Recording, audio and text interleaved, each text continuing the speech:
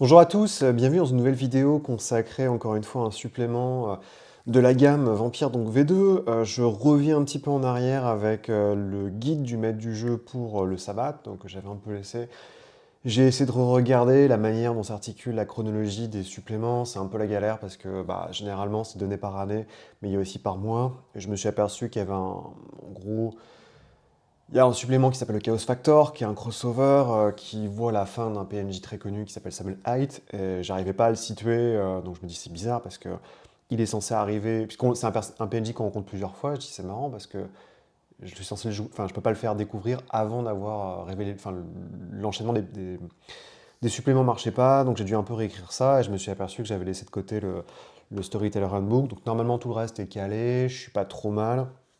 J'essaierai de faire le bouquin du Node. J'ai pas le livre du Node, qui est un livre assez important, donc je vais choper un PDF et puis je le ferai, je le ferai directement sur écran. C'est pas ouf, mais je pense que le livre du Node, c'est vraiment important de le faire parce que c'est là où, au niveau de la ligne éditoriale, beaucoup de choses qui vont influer la troisième édition, donc la Revised, va jouer. Et donc, je pense que c'est assez important de faire ça. Je tiens à préciser aussi que je vais sûrement pas être très disponible parce que je viens de commencer, enfin, je commence un stage là cette semaine. Donc, je sais pas trop comment je vais faire. Il y aura peut-être, je pense que je vais faire cet été, c'est que je vais arrêter. Je vais juste préparer une série de vidéos, de 8 vidéos qui s'appelle Un été avec Beckett, où je vais revenir sur le Beckett Jihadi Journal, donc le journal de guerre de Beckett, qu'un éditeur a eu la gentillesse de me prêter, donc en français, parce qu'il est sorti en français chez Arcane, qui est la synthèse, pour aller vite, du métaplot de Vampire la Mascarade. C'est un bouquin qui est très épais, qui fait 500 pages, et qui préfigure ce qui va se passer en V5. Donc en gros, c'est à la fois une synthèse, et un teasing de ce qui peut arriver dans le futur. Je l'ai lu, j'ai à peu près, je suis à peu près calé sur tout ce qu'il y a. Donc je pense que je ferai, c'est que je préparerai ça, ce sera pour juillet-août. Et je suis pas sûr qu'en juillet-août, je ferai du contenu. Faut voir, peut-être que s'il y a des trucs Warhammer qui passent. Mais je vais vraiment être très très très charrette parce que j'ai un stage à faire, j'ai un mémoire à écrire, j'ai aussi le putain de CNAM où j'ai encore une UE en fait pour valider. Donc je prends un peu d'avance parce que techniquement, on n'a pas le droit de faire son mémoire avant d'avoir fini ça. Mais ouais, non, il faut que je. Et là, faut que je sois focus. Donc ça fait 6 ans que je suis focus, mais là, il faut que je sois vraiment. Je peux pas me louper à ce niveau-là, je me le pardonnerai jamais. Donc voilà, les choses vont peut-être un peu passer de biais de toute façon au niveau du jeu de rôle. J'ai presque fini God's Teeth, donc il me reste une ou deux séances, donc c'est bien, ça va skipper. En présentiel, je fais Iconoclast, mais pour Delta Green, mais bon, c'est très compliqué. C'est très compliqué, le système du jeu. En fait, j'avais un mauvais pressentiment quand je l'ai commencé, et là, ça se confirme un peu. J'ai un joueur qui s'est barré, et ça fait un peu chier, mais bon, c'est pas le fait qu'il soit barré, je m'en fous, mais je sais pas, je trouve qu'il y a un côté très. Enfin, c'est dommage. On est arrivé à un point, je pense, dans l'histoire du monde où, en gros, on n'est même plus capable de communiquer, et c'est juste, on envoie des messages DMP, des trucs. Et justement, moi, j'aime bien qu'on parler en fait, donc s'il y a pas, j'ai aucun souci avec cette personne-là. Voilà, je lui parle, mais je lui par téléphone parce que je voulais vraiment poser les choses, savoir parce que ça fait 6 mois que je joue avec elle, donc c'est un peu dommage. Mais ouais, Iconoclast est très particulier parce que c'est pas du jeu de rôle standard, c'est-à-dire qu'il y a vraiment une introduction, une fermeture où c'est des aventures classiques, et au milieu il y a une sorte de recherche hyper étendue, façon question-réponse, où on fait que lancer des jets de dés. Et en plus, potentiellement, on a deux personnages, parce que c'est trop compliqué à gérer avec un seul perso, puisqu'il y a beaucoup de recherche d'un côté, mais il y a de l'action. Donc si vos mecs qui font de la recherche font de l'action, ils se font défoncer. Donc ouais, c'est pas très très marrant, et j'avoue que j'étais dans l'attente, en plus j'attendais que mon stage se résout. Donc ouais, ça a été un peu. Ça n'a pas été des mois très très faciles, donc j'ai hâte de commencer pour au moins me focaliser là-dessus et pas me poser de questions. Au moins, ce serait bien pendant 6 mois de pas me poser de questions sur ma vie, ça sera sympa, ça sera un bon changement. Et voilà, et j'ai une campagne Final Fantasy que je suis en train de faire, donc ça va parce que c'est tous les 3 semaines. J'ai tout enregistré, donc j'essaie de voir avec mes joueurs s'ils sont OK pour que je le mette. Alors vous attendez pas au grand soir, mais c'est assez intéressant de voir un peu le processus. Et j'avoue que je suis pas du genre à me jeter des fleurs, mais je suis assez fier de ce que j'ai fait. Et là, donc j'ai fait un deuxième jet, ça a été réécrit, je suis en train de le mettre en page. Ce sera un truc que je ferai gratos sur le net parce que sinon je me prendrais des procès de Square Enix. Mais l'idée, c'est que quand j'aurai un salaire, ouais, je me paierai j'ai payé un cartographe donc, qui s'appelle Moreno Moreno qui bosse notamment beaucoup sur Warhammer, donc il est payé par Capital 7. Et donc il a fait la carte de mon monde, et maintenant j'aimerais payer. Donc j'utilise évidemment toutes les illustrations qui ont été faites par Square Enix sur 30 ans, quoi, pour donner un peu de couleur à mes trucs quand ça marche. Mais ouais, j'ai l'idée de payer un illustrateur pour faire une dizaine d'illustrations, mais ça risque d'être compliqué parce qu'il faut trouver un mec qui corresponde à l'esthétique que je veux donner, et donc ce sera probablement, à mon avis, un asiatique. Je sais pas, japonais, ça dépend parce que c'est compliqué, mais ça peut être. Je sais que j'ai bossé avec un mec qui était philippin et il était excellent, donc ça peut être cool. Mais ouais, non, ça va être un sacré boulot, mais en tout cas, ouais, le tiers est fait. Le bouquin, il fait 300 pages à peu près, prendre à ou laisser. J'ai fait toutes les règles, il y a peut-être un ou deux tunings à faire, mais donc c'est une campagne Dragonbane, hein. Mais je vais le balancer sur le net, ouais. J'ai bon espoir et ça me permettra enfin après, quand j'aurai le temps de me focaliser sur Orpheus, que je voudrais refaire propre, quoi, avec un hack, en utilisant un autre système, qui est le système de Kane, donc fait par Tom Bloom, le mec qui a fait Lancer notamment. Ça me dirait bien. Et puis à AGN, en gros, on doit pas être loin de la moitié. On doit pas être complètement la moitié, mais on doit pas être loin. Donc, sachant que nonobstant, si je prends 8 semaines de break cet été, ça veut dire que potentiellement, je pousse la fin, à mon avis, courant. Pour moi, ça finit en juin 2027, sachant que j'essaye de set up un break, parce qu'une fois que j'aurai passé mon mémoire, je vous avoue, et que j'aurai mon diplôme d'ingénieur, je vais pas me faire chier. Et je me suis fait la promesse de prendre 3 mois. Je pensais aller faire, je vais faire enfin, j'ai l'espoir d'aller faire un pèlerinage à Shikoku, donc il y a l'équivalent de Saint-Jacques-de-Compostelle au Japon, sur la quatrième petite île. Et du coup, c'est un truc que j'avais vu quand j'y étais allé, des mecs qui marchent avec un petit bâton, il y a 88 temples, ça prend 3 mois. Faut faire nonobstant, je sais pas, une vingtaine de kilomètres par jour, je crois, et ça me bottait vraiment, vraiment beaucoup. Donc je vais profiter de mes 6 mois de stage pour calculer tout ça, préparer, etc., voir comment ça se passe, au niveau des renouvellements des visas, parce que si vous restez 3 mois, techniquement, vous pouvez pas rester. En fait, il y a un renouvellement de visa touristique à faire, donc il faut que je me renseigne là-dessus. Évidemment, il y a les prix, parce qu'avec l'autre débile au détroit d'Ormuz qui se fait son délit d'initié pour se faire un maximum de fric en bloquant tout, les billets d'avion sont explosés. Il y a les questions du budget, enfin, ouais, parce que le stage aussi, c'est un peu compliqué. Il n'y a pas de financement, donc ça c'est super cool. Bref, tout ça pour dire que ouais, les prochains mois, ça risque d'être rock'n'roll. Là, dans le pipe, j'ai un truc de Free League, là, c'est Frontier Scum, qui est un hack de Morgborg, Cowboy, hein, tout petit, hein, à faire qu'il faut que je fasse. J'ai reçu les bouquins de Warhammer, The Old World, donc le bouquin du maître du jeu, le bouquin du joueur, ça faut que je fasse une vidéo là-dessus aussi. Mais ouais, comme je disais, va falloir encore une fois faire des grands écarts de gestion de projet, à mon avis, pour optimiser tout ça et avoir un truc un peu qui rocks, sachant que ouais, je pense que l'été avec Beckett, il faudra que vous fassiez attention, parce qu'effectivement, si votre but c'est juste de suivre ce que je fais, et que vous voulez faire comme ce qui était mon intention là-bas, c'est me suivre la ligne éditoriale au fur et à mesure qu'elle évolue, vous allez vous faire spoiler la gueule. Parce que c'est le métaplot, donc je vais aborder plein de choses, de bouquins que j'ai pas encore abordés. En plus, certains des points ont évolué par rapport au. En gros, par exemple, il y a un bouquin qui s'appelle DC by Night, donc en gros, c'est sur Washington DC, la capitale, où il y a un prince. Et quand je vous lirai le bouquin, vous verrez qu'il y a un méga twist. Et le méga twist, dans la version de Beckett, donc dans le journal de guerre de Beckett, donc en V20, a été découvert. Donc le prince a été pulvérisé, mais en fait il n'est pas mort parce qu'évidemment c'est un gros bill. Et tout ça prend, tout le journal de Beckett prend ça en compte. Et donc il faudra que vous fassiez le choix. Il faut pas. Donc ce que je ferai évidemment, je vais pas être naïf, je vais pas être bête. Quand je ferai les 8 vidéos, donc chacune il y aura 8 vidéos sur un été avec Beckett. Chaque vidéo aura 4-5 chapitres parce qu'il y a je sais pas, il y a 35 chapitres en tout. Et je mettrai à chaque fois des notules en disant là c'est sur Milwaukee, là c'est sur Chicago, là c'est sur Washington, là c'est sur je sais pas, Paris, pour que vous sachiez si vous n'avez pas envie de faire spoiler sur un truc que j'ai pas abordé. Par exemple, Chicago, vous craignez rien concrètement parce que Chicago, il y a pas de Chicago by Night en V3, donc ça vous permet de le voir. Milwaukee, c'est pareil, c'est jamais abordé. Mais par exemple, je sais pas, ouais, effectivement, Washington DC, j'en ai pas parlé. Quand il va en Russie, il y a des gros spoilers, donc par rapport au Métaplot et Baba Yaga.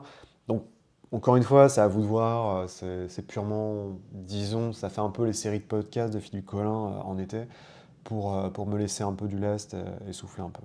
Bref, donc aujourd'hui, le Storyteller Handbook du Sabbat.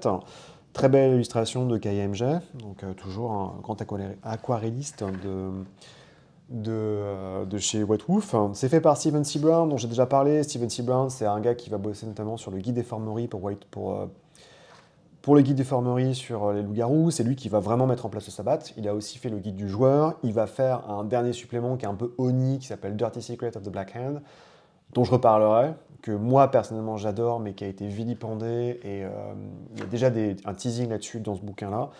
Mais je sais que c'est un bouquin qui, pour beaucoup, est le moment où Vampire est dit stop. On y reviendra plus tard.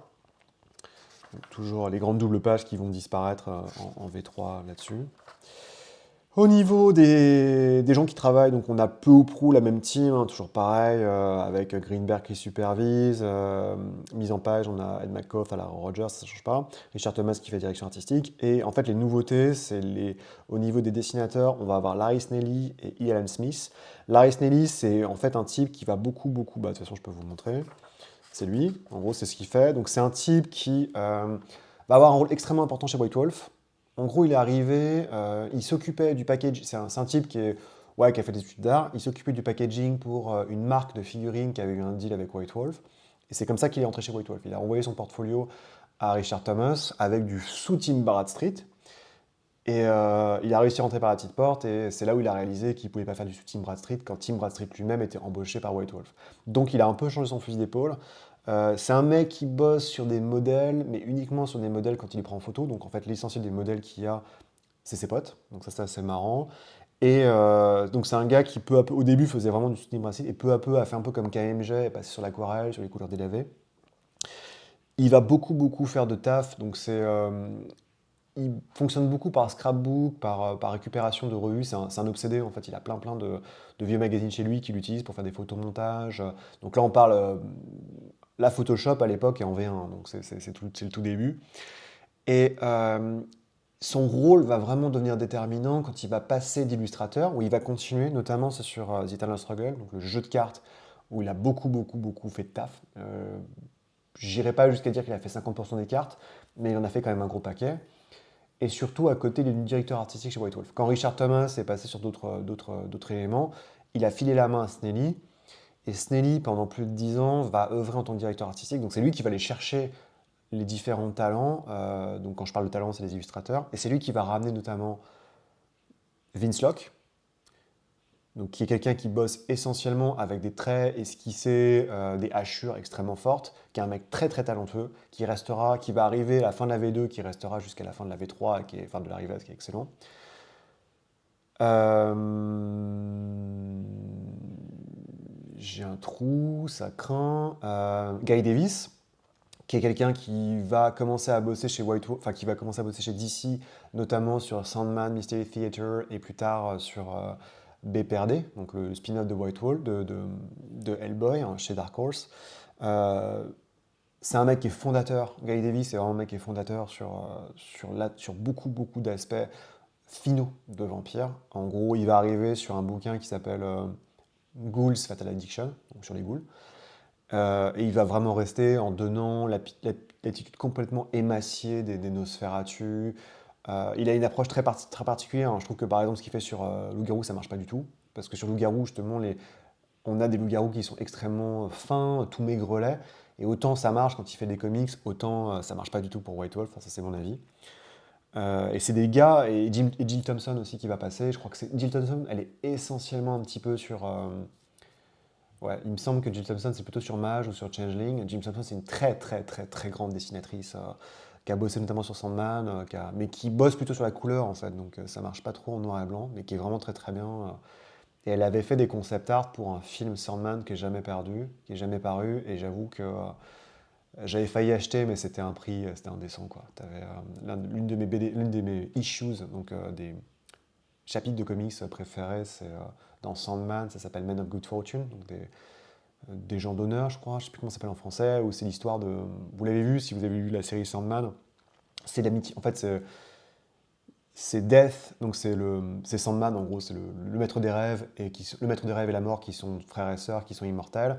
Et lui, c'est un émo fini, enfin machin, il est basé sur Roger, enfin comment dire, sur le mec de The Cure. Et en fait, sa sœur fait un pari en disant, bah tiens, il y a un mec qui dit qu'il veut pas mourir dans une taverne en Angleterre au XIIIe siècle, va lui dire que c'est le cas, enfin, il mourra plus, et tous les siècles, il te reverra pour savoir s'il veut mourir ou pas. Et donc évidemment, c'est une manière d'appréhender bah, les évolutions en Angleterre, au niveau culturel, parce qu'il rencontre Shakespeare, et c'est Ben Jones, je crois, le pote de Shakespeare qui était bien meilleur que lui de son vivant, enfin il y a tout un truc. Et à la fin, l'idée, c'est qu'évidemment, la mort a fait ça parce que son frère est un gros émo et qui a voulu lui donner un ami, simplement. Et le mec dit à la fin, bah, la raison pour laquelle vous revenez tous les 100 ans, c'est pas parce que vous voulez savoir si je veux rester en vie, c'est parce que vous avez besoin d'un ami, vous vous sentez seul.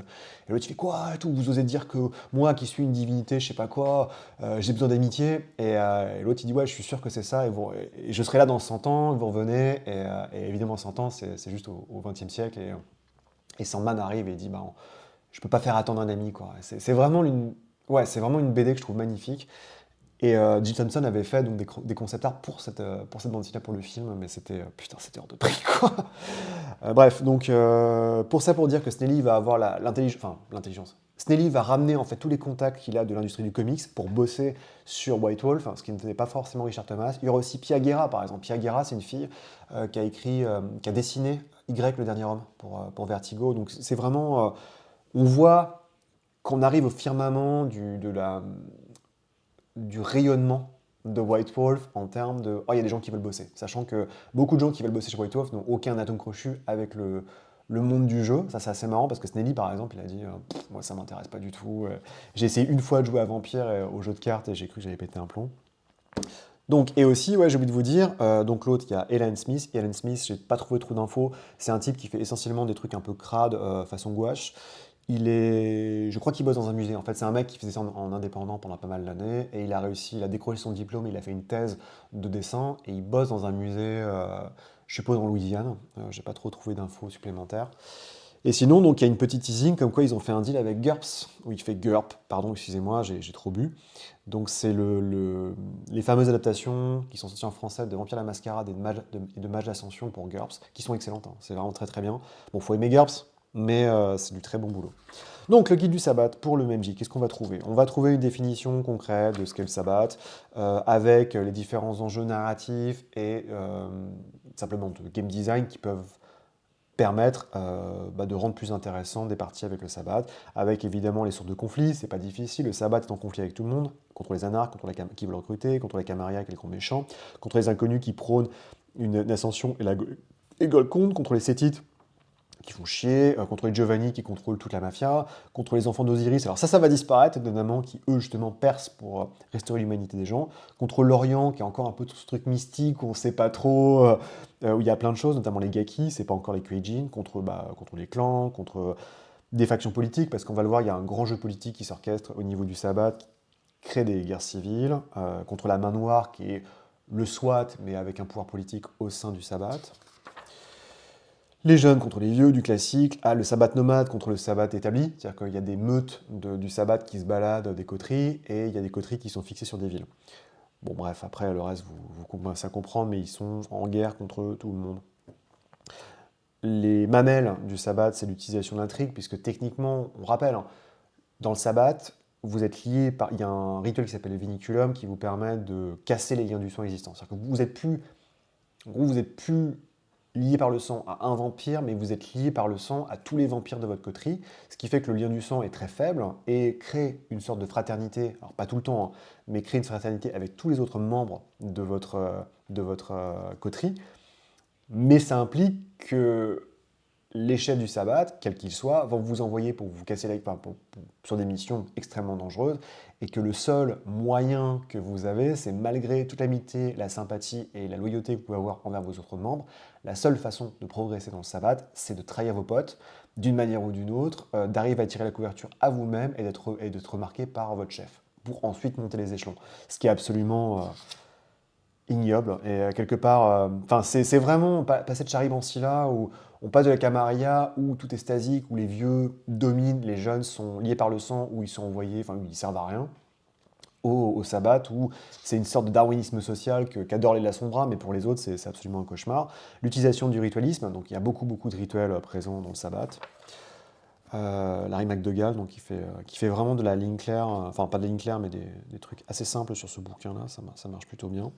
Voilà, les préludes, donc vous sortez, on rappelle, hein, le sabbat, ils chopent des gens, ils les étreignent, ils les sortent, ils les enterrent, ils sortent, ils sont complètement en frénésie, ils les envoient se faire tuer, et s'ils survivent, là, ils subissent des rituels pour devenir true sabbat, donc vraiment faire partie du sabbat. Mais tant qu'ils n'ont pas fait ces rituels de true sabbat, ils sont juste de la chair à canon.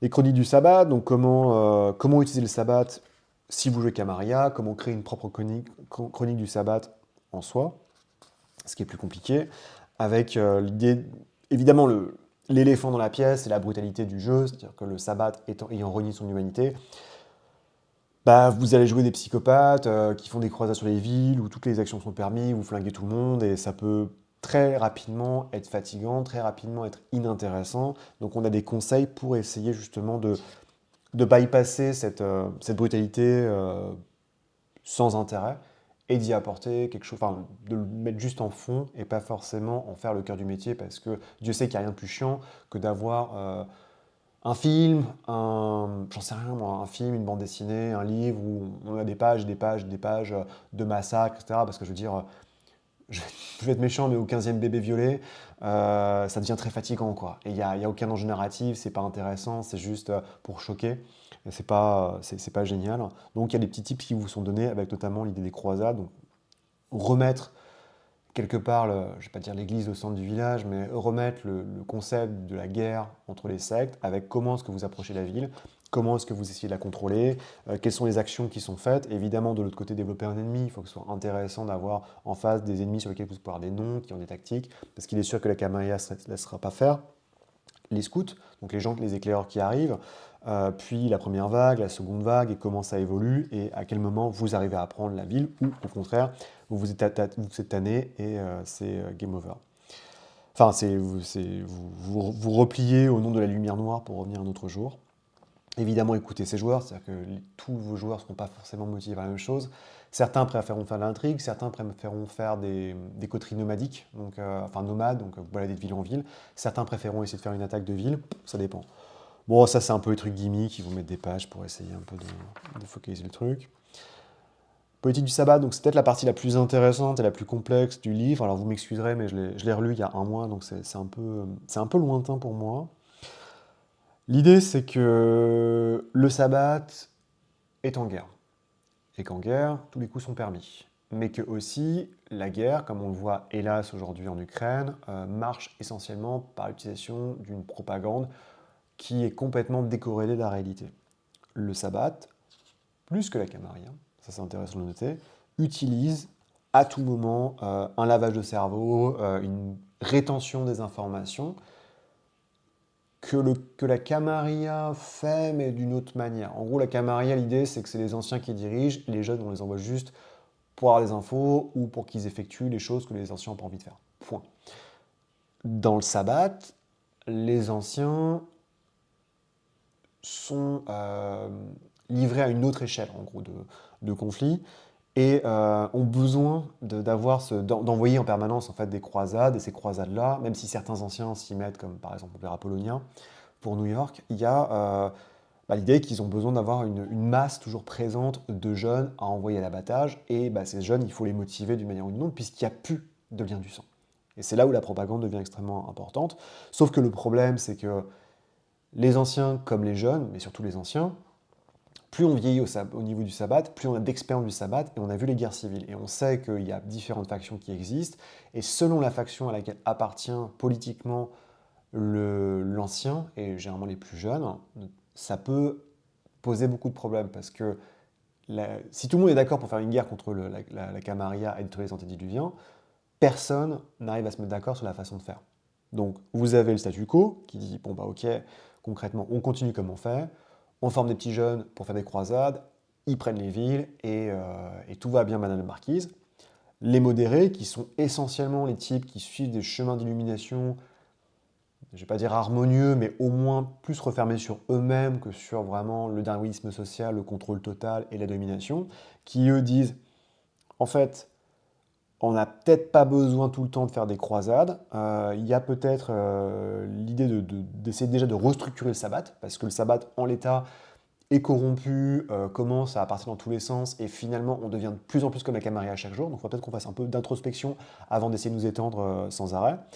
Les ultra-conservateurs qui disent, de toute façon, vous êtes tous des faibles, vous êtes tous des lâches, on y va, la gêne arrive, il faut impérativement pousser tout de suite pour encore plus de croisades et surtout pour centraliser le sabbat. Et c'est ça le problème, c'est-à-dire que le sabbat, rappelez-vous, certes est plus centralisé en apparence que la Camarilla, mais c'est pas vrai. Parce que finalement, on a un régent qui est tout en haut, qui prend des positions, mais bon, c'est compliqué, mais par, euh, il est entouré par des cardinaux et les ductus, si je me rappelle. Donc les cardinaux, c'est représentent chacun, dirigent une région. Donc par exemple, je sais pas, l'Ouest américain, l'Est américain, le Midwest.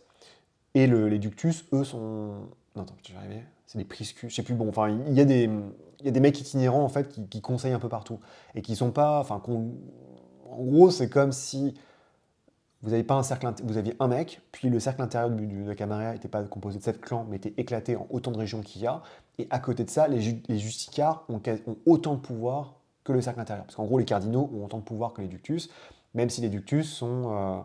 Ou les priscus, je sais plus, désolé.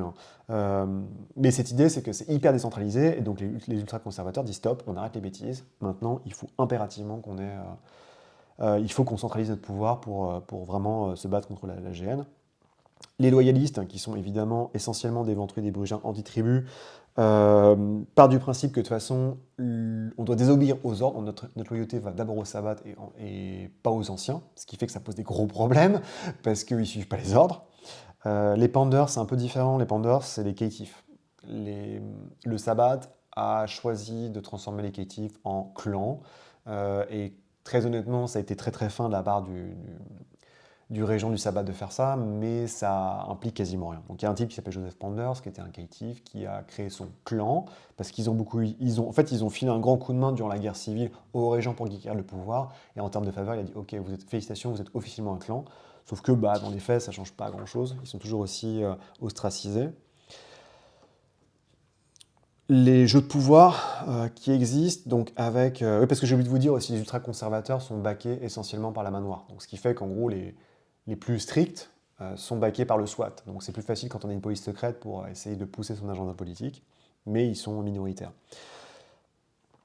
Comme vous le savez, le sabbat est composé d'antitribus, mais essentiellement de deux clans qui sont les Lasombra et les Timicés, qui se portent une guerre larvée, puisque, on rappelle, les Lasombra sont mus par une idée de darwinisme social. J'assassine tous mes potes pour monter tout en haut de l'échelle, mais vous inquiétez pas, quand je serai en haut de l'échelle, je serai un juste et gentil leader. Et à côté, les Timicés, eux, sont beaucoup plus intéressés par l'aspect religieux et spirituel du sabbat, sauf que des fois, on va pas se mentir, les Lasombra, ils sont un peu chiants. Et les Timicés ont, donnant mal an, mettre le doigt dans l'engrenage politique, et finalement, il y a toute la main qui part, et ils ont beau maîtriser la vicissitude, c'est un peu compliqué de s'en sortir. Le rôle de la main noire, qui justement essaye un peu d'être une police secrète à l'intérieur du sabbat et de gérer un peu sa propre, enfin, de naviguer sa barque et d'avoir du pouvoir politique sur le régent, les cardinaux et les autres, sauf que eux se sentent beaucoup plus, vu qu'ils sont, ça reste quand même une équipe d'action, eux voient vraiment les évolutions, les signes avancés de la GN, et donc ils ont ce problème, c'est que ils aimeraient avoir les mains complètement libres pour faire ce qu'ils veulent, mais que faire ça implique de faire de la politique, et quand on fait de la politique, on se prépare pas pour la prochaine guerre, donc c'est un peu compliqué. On a une topographie, ça c'est plutôt pas mal, des grandes villes du sabbat, donc évidemment Mexico City, dont on va parler dans le Chaos Factor, qui va être un grand scénario, qui est le cœur politique où vit la région du sabbat. Et les autres territoires, donc vous les avez là. Donc vous le voyez, toutes les parties en noir, c'est sabbat. Donc en fait, finalement, quand on regarde, le sabbat n'a pas tellement de trucs. Ils ont essentiellement, donc, ils ont Montréal. Ils vont avoir une partie de l'Ouest américain, donc c'est essentiellement la Rust Belt, donc l'État de New York, Philadelphie, Détroit, évidemment, et tout le Mexique. Et tout le reste, il n'y a pas grand-chose, finalement. Il y a quelques territoires anarches, alors j'aime bien, donc Vancouver, dont on a déjà parlé, évidemment les États libres de Californie, Et tout le reste est plus ou moins contesté, on ne sait pas trop, mais vous voyez que le Camarilla, tout le blanc c'est Camarilla, donc c'est absolument immense. Qui dit supplément du MJ nouvelle lignée, parce qu'on n'en a jamais assez. Les Ahriman sont des chamans femelles, enfin c'est des vampires de sexe féminin qui viennent des Appalaches, donc avec l'idée un peu l'idée des rednecks, d'une sorte de magie étrange. C'est des sorcières, enfin, en gros, c'est des sorcières qui viennent du fin fond des montagnes, qui sont exclusivement du clan Gangrel, qui ont des contrôles des esprits de la forêt, esprits de la nature, et qui sont artificiels. C'est-à-dire qu'elles peuvent pas être elles peuvent pas être créées, enfin, elles peuvent pas transformer des gens directement en Ahriman. Il faut que ça soit une sorte de rituel qui soit fait pour rejoindre, un peu comme les Sétites, concrètement. Et donc, techniquement, ils ont le désavantage sans clair. Donc, on ne peut pas créer de vampires en soi. Enfin, ils ne peuvent pas créer de descendance. On rappelle, hein, les sangs clairs, c'est les vampires qui. Alors, c'est pas obligé, hein, mais normalement, les sangs clairs, c'est souvent les vampires 13e, 14e, 15e génération, où là, la malédiction de Cain est tellement faible qu'ils n'ont plus la capacité de créer des engences. Mais on peut avoir du sang clair en étant beaucoup plus haute génération. Comme le prouve, en fait, en prenant le défaut, c'est juste qu'on ne pouvait pas créer de vampires. Les cassides, alors ça, c'est ce que j'appelle que quelqu'un très justement sur le grog appelait les lignées caca. Donc, bah. Durant la Rome antique, il y a un mec qui a fait ah, dis donc, et si on mélangeait une lignée de la Sombra avec des fées. Donc ils ont mélangé des fées de la cour Unsi avec de la Sombra, et ça a donné une sorte de lignée super chelou, où les mecs ressemblent à des aliens, hein, parce qu'ils ont la peau grise, ils ont les yeux en amande, et ils passent leur journée et leur nuit à lire des livres. Voilà, voilà. Ouais, ils ont des pouvoirs complètement pétés, hein. On va revoir ça, mais c'est assez nawak. Et vu qu'ils sont partiellement faits, ils ont un problème avec le fer froid qui leur fait de la gravure. Donc qui dit nouvelle lignée dit nouvelle discipline. Miferseria, donc c'est la discipline faérique des chiacides, avec notamment avec la capacité de façonner la pierre, avec la capacité de transformer les gens en pierre. Donc leur pouvoir niveau 8, c'est je vous touche. Non, niveau 8, c'est je vous touche. Hop, toucher du basilisque, je vous touche. Félicitations, vous êtes transformé en pierre. Et à moins que vous ayez un niveau de thaumaturgie de porc, c'est impossible de vous transformer en humain. Enfin, en vampire. Donc c'est génial. C'est incroyable. Et je crois, il me semble que dans la version Revive, ça va jusqu'au niveau 10. Et au niveau 10, le pouvoir, c'est le plus grand tour du monde. On vous retransforme en humain amnésique pour une journée. C'est de la folie. Spiritus, donc c'est les esprits utilisés par les Ahriman. Avec, donc c'est essentiellement parler aux esprits, invoquer des bêtes, utiliser des. Ouais, c'est vraiment c'est pas tellement les animaux en soi, c'est les esprits des animaux de la forêt qui sont utilisés, contrairement aux gangrels. Bah, ça reste une lignée des gangrels. Super illustration de McDougall. Donc l'histoire, c'est juste de petits papiers sur... c'est des extraits de la Convention des épines, enfin Convention of Thorns. Donc la Convention of Thorns, rappelez-vous, c'est le petit bourg où les anarches ont décidé d'arrêter d'être anarches concrètement. Bon, ils rentrent la Camarilla accepte de ne plus traquer les anarches s'ils respectent la mascarade, et les Assamites restent complètement indépendants tout en acceptant la malédiction sang des Trémères pour ne plus dévorer les autres vampires. Sachant qu'évidemment c'est le moment où certains anarches vont dire mais non c'est dégueulasse, on va pas faire ça, donc ils sont allés dans le village de Thorns à côté et ils ont brûlé, ils ont tué tout le monde, et c'est eux qui sont devenus le Sabbat. Le Sabbat, c'est la révolte anarque qui a refusé de rentrer dans le giron de la Camarilla, parce qu'ils estiment, enfin, de la mascarade, parce qu'ils estiment que concrètement, c'est juste ces antédiluviens restants qui manipulent les autres. Le Code de Milan, qui a été fait en 1933, qui est une manière de structurer à nouveau les lois du sabbat, donc le sabbat suit le régent, patati, tout le monde sert le régent comme il peut. Vous suivez les rituels, parce que ce qu'il faut comprendre, c'est que le sabbat a suivi 2 guerres civiles. C'est-à-dire qu'il y a déjà 2 fois où, au niveau du sabbat, les gens sont entretués pour pour essayer de savoir qui avait raison. Et il y en a potentiellement une 3e qui arrive. C'est le gros problème du sabbat, en fait. C'est que, vu qu'il y a des pouvoirs politiques extrêmement forts et que c'est pas 7 membres du clan intérieur, suivis par 7 justiciars, qui ont chacun leur police d'archon, mais c'est un régent avec, je sais pas, une dizaine de cardinaux, plus une dizaine de ductus, plus la main noire, plus éventuellement tous les gens qui sont en dessous, c'est très très compliqué à gérer, et c'est pour ça que, par sa structure même.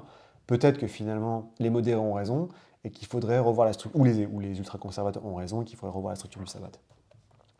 Les forces des ténèbres, donc là, c'est un peu le truc qu'ils avaient caché tranquillement dans le bouquin du joueur, à savoir que on vous parle de l'Inquisition. L'Inquisition est une force menée concrètement c'est quelque chose qui apparaît au XVIIe siècle, non, au XIXe siècle, quand en fait on s'aperçoit qu'il y a un ventru extrêmement puissant anti-tribu au sein du sabbat, qui en fait était un infernaliste. Et à partir de là, non, je dis des bêtises. C'est un ventru anti-tribu. C'est souvent des ventrus anti-tribus qui font partie qui représentent, parce qu'ils sont un peu chevaliers, qui sont membres de l'Inquisition. Et ce type-là a monté l'Inquisition, qui était là pour trouver, traquer et détruire les infernalistes. Parce que le problème, c'est que, par définition, le sabbat parle de liberté. Bon, dans les faits, c'est autre chose, mais techniquement, le sabbat, sur le papier, ça prêche la liberté. Liberté contre les anciens, le contrôle. Or, l'infernaliste, par définition, dans sa version de vampiresque, qui se rapproche un peu des pactes faustiens, c'est « je vends mon âme pour avoir plus de pouvoir ». Donc concrètement, si votre âme appartient à un maître démon, bah, vous n'êtes pas libre, vous êtes un esclave. Et vous essayez de créer plus d'esclaves autour de vous. Et donc c'est vraiment le pire du pire. C'est encore pire quelque part que la Camarilla pour beaucoup de membres du sabbat. Donc l'Inquisition arrive, ils sont 12, hein. Donc ils ne sont pas nombreux, hein. Ils sont juste 12. Ils arrivent, ils posent des questions en ville, et si jamais ils ont la moindre preuve que vous êtes, ou même pas, hein, s'ils arrivent à faire avouer quelqu'un comme quoi vous êtes un infernaliste, il y a de grandes chances que vous brûliez. Alors de temps en temps, les cardinaux, les archbishops et tout peuvent faire intervention, mais le principe c'est que l'Inquisition a tout pouvoir pour trouver et détruire les infernalistes. Ce qui pose beaucoup, beaucoup, beaucoup de problèmes pour pas mal de gens du sabbat, parce que finalement, quand vous commencez à gratter la surface, il y a beaucoup, beaucoup de gens qui utilisent le chemin des révélations maléfiques et l'infernalisme pour faire avancer leur cause au sein du sabbat ou juste acquérir plus de pouvoir. Ça tombe bien, on vous montre donc la voie d'illumination, si on peut appeler ça comme ça, du chemin des révélations maléfiques, qui est évidemment réservé aux PNJ. Ou alors si vous jouez avec les PJ, je ne sais pas, il y a un petit problème, il faut peut-être reconsidérer comment vous allez faire jouer votre histoire. Donc c'est ça, c'est l'équivalent de, c'est pas l'humanité, mais c'est l'inverse, c'est pour, vous êtes un serviteur des ténèbres, vous avez rejeté votre humanité, les vampires sont par essence maléfiques, donc il n'y a pas de raison que vous ne supportiez pas les maîtres des ténèbres, et ils vous récompenseront. Il faut vous cacher votre nature auprès des autres membres du sabbat, et qu'il faut corrompier tout ce que vous trouvez en face de vous. C'est évidemment pas terrible, voire carrément injouable, c'est uniquement présentement pour les PNJ, et je vais être très honnête, je ne vois pas, à part pour remplir, encore une fois, des pages de ce bouquin et de règles, pourquoi est-ce qu'on irait s'emmerder à essayer à écrire noir sur blanc tout ça? Pour moi, c'est comme les Baali, ça n'a pas de sens. Vous savez que c'est que des PNJ qui vont être infernalistes. Donc pourquoi mettre des chiffres? Pourquoi mettre des stats? C'est pas comme si durant la campagne, vous alliez faire un jet de dégénérescence pour un mec qui est infernaliste. Enfin, je suis désolé, mais c'est pas vraiment. Le mec qui vénère Satan, il a vendu son âme je sais pas, à Malebodja ou je sais pas qui. Bon, voilà, c'est pas. Donc évidemment, c'est cool, vous êtes corrompu, félicitations, vous avez accès à la thaumaturgie noire, parce qu'il n'y a jamais assez de discipline, évidemment. Donc c'est des rituels extrêmement dark et méchants, comme vous pouvez vous y imaginer, vous invoquez des démons, vous faites bouillir les gens, donc c'est sympa, il y a un humain en face de vous, il se met à brûler. Vous pouvez ensorceler les lupins pour qu'ils perdent de la puissance et leurs griffes ne font plus d'aggraver. Et après, bon, c'est la fête à neuneux, hein, les disciplines, les chaînes du plaisir, donc vous créez des orgasmes à distance sur les gens. Main de la destruction, grand classique. Vous touchez les mecs, vous faites des flammes noires, donc ils crament. Donc c'est la thaumaturgie pour les nuls. Fires of Inferno, c'est pareil, mais là c'est carrément des tempêtes de flammes. La pestilence, donc vous provoquez la maladie, vous pouvez empoisonner aussi les vampires, vous invoquez des nuées de coléoptères ou que sais-je. Le chemin de Phobos, vous terrorisez tous les gens en face de vous, donc c'est une sous-branche en gros de la domination. Le secret, enfin le chemin du secret caché, donc, de la connaissance cachée, où là vous obtenez les pouvoirs des gens, les secrets des gens sans les savoir, vous pouvez invoquer des prophéties sur les personnes, la torture, vous faites très très mal. Et évidemment, donc les mécaniques encore plus, réservées, je rappelle, techniquement au PNJ, on n'est pas dans Ravenloft. Vous faites un deal avec un démon, le démon vous dit c'est bien mon pote, il vous donne un petit cadeau. Et à chaque fois que vous augmentez votre investissement démoniaque, que vous faites un acte plus important, vous donnez une partie de votre acte plus conséquente et vous gagnez un gadget encore mieux. Donc vous avez une armure chtigneuse, vous avez des griffes, vous avez des ailes, vous avez tout ce qu'il faut. C'est niveau 8, vous invoquez des hordes de squelettes. Enfin, ouais, vous pouvez vous téléporter, vous allez pouvoir vous téléporter, donc c'est cool, hein. Non, non, je suis pas. Je sais que certaines personnes m'ont dit que quand ils suivent mes vidéos, ils comprennent pas si. Pourquoi est-ce que j'ai un aperçu si négatif sur Vampire et je continue à faire des vidéos sur Vampire? Ce qui est faux, ou plutôt relatif. C'est-à-dire que je pense vraiment que je pense que Vampire est un très bon jeu, avec un excellent concept. C'est un jeu pour lequel j'ai une nostalgie immense et j'ai un vrai plaisir, hein, à lire ses livres, préparer ses vidéos, sinon je ne le ferais pas, hein, c'est évident. Mais c'est vrai que des fois, quand vous tombez sur des parties de suppléments que vous aimez pas, c'est très très dur de cacher votre mépris par rapport à certaines choses, surtout quand ça s'oppose vraiment à votre vision enfin, en tant que maître du jeu. Et pour moi, ça n'a pas de sens, à part mettre des stats pures en disant voilà, le mec en face de vous, il est infernaliste, il a ces pouvoirs-là, voilà ce qu'il peut faire, mais tout le reste, enfin, j'ai pas besoin de savoir, est-ce que j'ai vraiment besoin de savoir que le mec, il a dépensé 8 points pour faire un pacte avec le diable? Bof, bof, quoi. Les régions infernales, qui sont pas trop décrites, en fait, mais ça, c'est marrant, parce que c'est vraiment quelque chose qui va être central dans Loup-Garou, avec l'Umbra, et surtout dans Wraith, dans Mage, où là, les mondes sont quasiment ouverts pour tout le monde. Règle révisée de la vicissitude. Alors, c'est là où ça devient rigolo, c'est on vous dit, bah, en fait, la vicissitude, ça appartient pas au Sinicé, vous pouvez la prendre. Vous pouvez être infecté par la vicissitude. Et ça, c'est quelque chose qui va être très important dans Dirty Secret of the Black Hand, le fameux supplément Oni et polarisateur.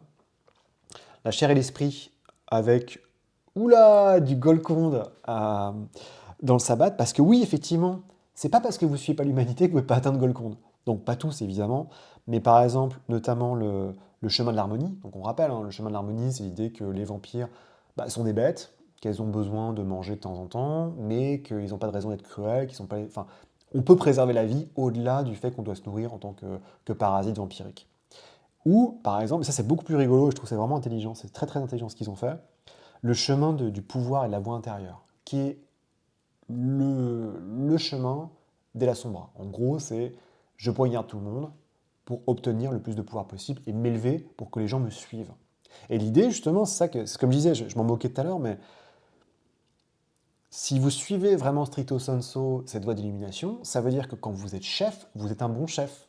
Parce que l'idée, c'est qu'une fois que les gens vous servent, donc ceux qui ne vous servent pas, ils ont des problèmes, mais si les gens acceptent votre leadership, eh ben, vous êtes extrêmement positif, vous êtes loyal, enfin magnanime, généreux, vous essayez d'être un... Enfin, en gros, c'est la voie du bon manager, ce qui n'existe pas évidemment, mais l'idée, c'est que en fait, une fois que vous avez assassiné tous vos petits potes et que vous avez pris le pouvoir, vous êtes super sympa. Et donc potentiellement, ça peut vous amener à Golconde, ce que je trouve vraiment très très rigolo. Voilà, voilà, bon, la foi au sein du sabbat, ouais, c'est éventuellement pour l'Inquisition, et encore, je trouve ça débile. Enfin, si vous suivez le chemin, la voie de l'honneur, donc l'accord honorable des chevaliers ou la voie de Cain, parce qu'essentiellement la voie de Cain, donc on rappelle, hein, c'est croquer les autres pour baisser sa génération et se rapprocher de Cain, parce que le sombre... Enfin, il y a un côté religieux qui est indéniable, qui peut exister, mais c'est vraiment commencer à tordre pour moi l'essence de vampire, qui est que Cain a été maudit par Dieu, que finalement la seule raison pour laquelle il est maudit, c'est parce qu'il a refusé son pardon, et que le jeu est vraiment ancré dans l'idée de la rédemption, dans l'idée très très forte du catholicisme et de la chrétienté. Enfin, je veux dire, on vient de voir un truc avec des pactes avec le diable, hein, on en est là quand même. Après, c'est plutôt des outils, donc c'est gentil, c'est des stats. Alors, voilà, c'est un peu le gros problème que j'ai avec le sabbat, c'est qu'essentiellement, beaucoup d'illustrations du sabbat, c'est ça, c'est des fous, c'est des mecs qui sont des walous, qui brûlent des voitures, qui torturent des gens et qui conduisent des voitures très très rapidement la nuit sur des autoroutes. Je suis pas trop trop fan de ça. Donc on a des stats, différentes représentations qui sont données avec des petites illustrations de Tim Brook que j'aime beaucoup, où Tim Brook en fait s'est dit comment je fais pour rendre ça intéressant, parce qu'ils n'ont pas vraiment de profil type, donc à chaque fois vous avez un agent de la main noire, des informateurs, des éclaireurs, et lui ce qu'il a fait c'est assez cool, c'est comme dans le guide du maître du jeu de la V1, il fait juste des petits trucs en noir, avec des bouts de tête à chaque fois qui sont plus expressionnistes qu'autre chose, et c'est chouette quoi, c'est pas forcément, ça va pas vous aider à décrire les personnages, mais ça apporte encore une fois à cette ambiance. Et c'est vraiment quelque chose qui va dans l'esprit de Tim Brooke, de créer cette esthétique goth, le gothic punk qui vont un peu s'imposer plus tard. Donc on a tout, on a les nomades, les recrues, les gens qui sont, enfin les anciens, les archbishops, j'aime beaucoup le paladin. Donc le paladin c'est les Templiers c'est l'équivalent des archontes. En gros c'est c'est l'équivalent des archontes, c'est les protecteurs des ductus et des archbishops, avec l'espèce de manteau en cuir refermé. Le priscus, donc c'est ça que je cherchais, c'est l'équivalent en rang, c'est les conseillers des cardinaux et du régent qui sont le niveau le plus haut, mais c'est les justiciars, mais qui sont complètement libres de ce qu'ils font. Et les interrogateurs s'immiscer, évidemment. Ensuite, on a les bestiaires, donc avec les démons. Donc on a des exemples de démons c'est des choses en fait qui vont vraiment prendre une importance capitale dans Loup-garou et dans Mage, comme je disais, puisque Loup-garou et Mage vont multiplier les autres mondes, donc l'Umbra, avec les esprits, avec les esprits gentils, les esprits méchants, et Mage c'est pareil. Mage, il va y avoir les célestiaux, tous les esprits d'horizon, donc qui sont d'autres créatures qui existent. Et donc là, on sent que déjà, il commence à s'amuser avec ça, même si, encore une fois, je vois pas trop de campagnes où vous allez utiliser Grantel la mandragore ou Barligus le catapulting. Mais en tout cas, c'est cool, ça permet à Larry McDougall de s'amuser, à faire des trucs assez chouettes, et puis bon, les descriptions sont sympas. Mais c'est vraiment quelque chose qui va revenir dans, euh, dans beaucoup d'autres dans beaucoup d'autres jeux du monde des ténèbres. On les ghouls avec différents types de ghouls, les zombies et les revenants. Alors les revenants, c'est intéressant, c'est un sujet qu'on n'avait pas abordé jusqu'ici. Les revenants, c'est des humains dégénérés qui ont été infusés avec tellement de sang vampirique à chaque génération, qui sont naturellement quand ils naissent, donc quand un revenant se reproduit avec une autre famille de revenants, l'enfant, en grandissant, est humain, mais il vit beaucoup plus longtemps, et son sang génère, enfin, il développe des disciplines durant la puberté. Ce qui fait qu'en fait, donc les revenants, enfin, c'est pas comme des ghouls, ont du sang vampirique qu'ils peuvent utiliser pour alimenter leurs disciplines qui sont assez basses. Mais évidemment, la seule façon de progresser, c'est d'avoir du sang, par exemple, vraiment immortel. Ils ne sont pas immortels de base, ils vivent très très longtemps. Donc ils peuvent, en gros, être comme des ghouls standards en buvant du sang d'un vampire. Sauf que le problème, c'est que les ghouls, vous les devinez, sont tous s'immiscer, et elles sont complètement dégénérées. C'est-à-dire que généralement, ils sont complètement fous, et ils sont moins humains que 95% des vampires du sabbat. Parce que ça fait des siècles, ça fait des générations, qui vivent depuis leur tendre enfance dans un monde de vampires. Donc, en gros, c'est la famille dans Massacre à la tronçonneuse, quoi. Ils sont tous atroces, donc il y en a différents, hein, mais donc les Bratovitch, c'est des espèces de monstres, c'est des chiens de garde et de Simiché, donc ils arrivent et ils massacrent tout le monde. Ils ont tous, bon, des petites faiblesses, des machins, mais donc par exemple les Bratovitch, ils peuvent entrer en frénésie comme les Brujas.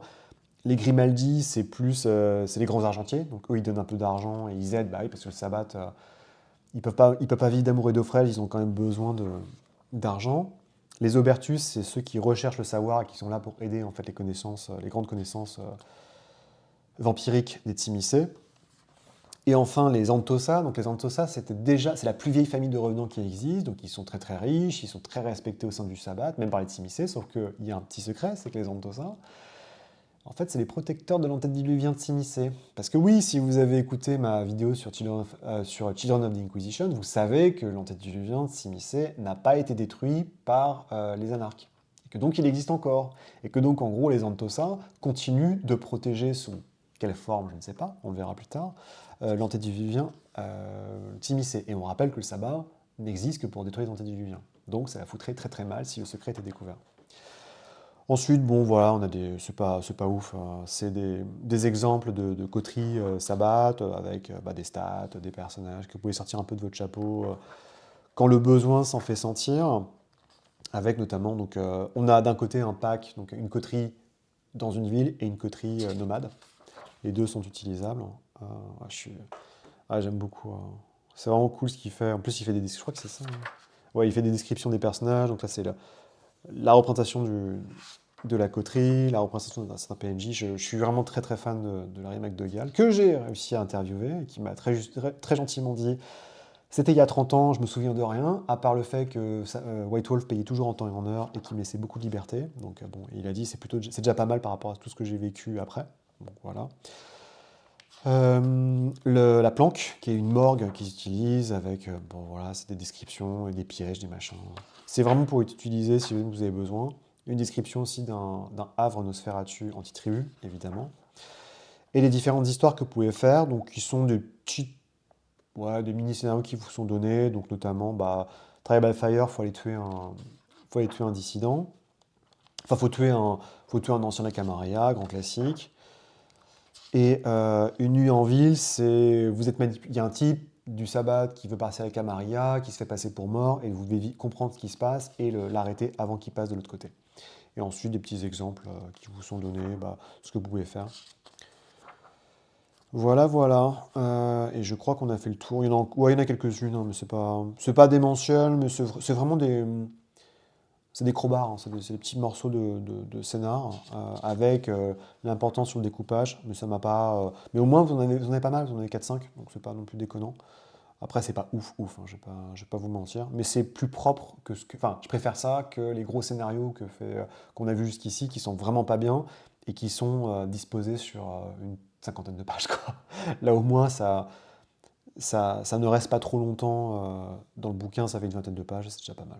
Et on arrive à la fin, donc avec l'adaptation en LARP, donc en GN de Vampire la Mascarade, le troisième jeu de la gamme de Mage qui arrive en 93. Hein, ce bouquin-là, il sort, je sais pas, c'est quoi, on doit être en 92. 93, donc ça doit pas être longtemps après. Hein. J'ai plus la date du mois, mais bon, c'est pas extrêmement important. Et toujours pareil, si vous voulez rejoindre la coterie, vous pouvez envoyer vos petits tickets, vous pouvez payer en Visa ou Mastercard. Il faut mettre votre carte et votre signature. Oh putain, c'est une autre époque. Hein. Et ça ne coûte que, oh mon dieu, vous vous rendez compte, ouais, ça va, 24 $ pour 12 magazines. C'est pas déconnant, c'est pas très cher. Et voilà, donc on a fait le tour du livre sur le guide du jour du sabbat. C'est pas. C'est pas ouf, ouf. Ouais, alors il y a un teasing sur Samuel Hayes, parce que dans un des scénarios, il y a un tout petit teasing sur Samuel Hayes. Je vais pas parler de Samuel Hayes aujourd'hui, j'en parlerai, je pense, dans le bouquin sur la Nouvelle-Orléans, New Orleans by Night, dans quelques temps, mais c'est très. J'ai la désagréable impression quand même quand je lis ce bouquin de parler d'un bouquin que je fais sur Warhammer, enfin de parler des bouquins de Warhammer côté MJ où c'est que où à part les descriptions très spécifiques, c'est quand même beaucoup de remplissage, c'est des nouvelles lignées, c'est un peu c'est le problème que j'ai avec le jeu de rôle concrètement. Alors, attention, je sors les fusils, mais je parle des bouquins de jeu de rôle. C'est-à-dire que moi, j'ai grandi avec. Quand j'ai commencé le jeu de rôle, j'ai commencé avec l'appel de Toulouse, donc c'est différent. Mais très rapidement, j'ai eu les bouquins de Donjon, troisième édition. Et il y avait ce côté, bah, t'achètes un bouquin à chaque fois, un supplément pour avoir ta description des druides, ta description de je sais pas quoi des voleurs. Et à chaque fois, t'achètes des bouquins, t'achètes des bouquins, t'achètes des bouquins. Et là, c'est vraiment ça. Je vois pas le.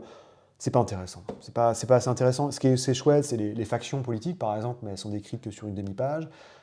Les intrigues, comment maîtriser mieux la campagne, ça c'est toujours. Enfin, maîtriser mieux des histoires sabbat, c'est toujours intéressant. La description de l'acquisition, elle est bien, mais elle est sur 2 pages. Et tout le reste, bah, c'est du remplissage. Quoi. Est-ce que j'ai vraiment besoin d'avoir la liste des démons? Est-ce que j'ai vraiment besoin de savoir que l'investissement démoniaque qui coûte 7 points me permet d'invoquer des morts, qu'il y a des nouvelles thaumaturgies, qu'il y a des lignées absolument dégueulasses que personne jamais ne jouera, mais je vais quand même vous donner discipline au cas où. Ouais, c'est pas démentiel. Le bouquin en soi est propre, hein, c'est toujours pareil. Hein, la maquette, la mise en page, les dessins sont très très chouettes, mais c'est une erreur qu'ils ne referont pas. Ils ont essayé de maximiser le fric qu'ils faisaient, et c'est une erreur qu'ils ne feront pas en Revise, parce qu'en Revise, vous aurez le guide de Camarilla, le guide du Sabbat, il sera très très bien, très carré, il y aura tout ce qu'il faut pour jouer dedans, et comme ça vous demande juste, si vous voulez faire une campagne Sabbat, vous achetez le bouquin de base, vous achetez le bouquin sur le Sabbat, et basta. Et c'est beaucoup mieux que ce qu'ils ont fait ici, où on a l'impression d'avoir les restes, on a l'impression d'avoir toutes les choses qu'ils n'ont pas pu mettre, et c'est ce qui est assez désagréable aussi dans Warhammer, c'est que l'impression que tout ce qu'on n'a pas pu mettre dans le bouquin du joueur, parce qu'on voulait faire plus de fric, on le met ici. Bon, après, là, c'était 15 $. Hein. Alors, j'ai pas l'inflation, mais ça a quand même coûté moins cher que les bouquins qu'on paye aujourd'hui. Et voilà ce que je pouvais dire. En plus, c'est un livre pour lequel étonnamment, j'ai pas mal de nostalgie, parce que je l'avais acheté à Myths et Légendes, donc qui est l'ancien magasin de Rennes de jeux de société, où il y avait un troc, en fait, il y avait un dépôt-vente. Et c'était vraiment pas cher parce que c'était des bouquins en anglais dont personne ne voulait. Et moi, j'utilisais mon argent de poche pour acheter des fois des bouquins. Le premier bouquin de vampire que j'ai acheté, c'est c'est quoi, c'est Wolf from the Sea, je crois, qui est sur les Vikings vampires de Dark Ages, et je m'étais cassé les dents parce que j'apprenais l'anglais, c'était très compliqué. Et celui-là, je l'ai acheté pas longtemps plus tard. Et donc, bah, c'était pas très utile, ça sert à rien, mais ouais, j'ai une certaine nostalgie là-dessus. Et je dois avouer, alors, petite confession, que le temple du jeu qui est apparu à Rennes, déjà, bon, c'est une machine, mais le temple du jeu de Rennes a refait un dépôt-vente et je trouve que les prix pratiqués sont dégueulasses. Il y a un clan de bouc ventru, première édition, qui est vendu 40 balles. Et t'es là, tu fais, mais mec, sur quelle planète Et j'avais été voir les mecs, je me rappelle, je dis, parce que quand j'ai commencé à collectionner, je dis, eh, si jamais vous avez des bouquins de vampires qu'on aimerait mettre dans votre escarcelle, est-ce que vous pouvez me contacter? Il fait, ouais, non, on fera pas ça. Je fais pas. Bah ouais, je suis sûr qu'il y a beaucoup de gens qui vont acheter des bouquins vampires qui ont 40 ans, quoi. Mais bon. Bref, anyways, c'est pas grave, j'ai réussi à faire ma collection et c'est déjà pas mal. Et sur ce, je vous souhaite une excellente journée et à très bientôt. Allez, salut!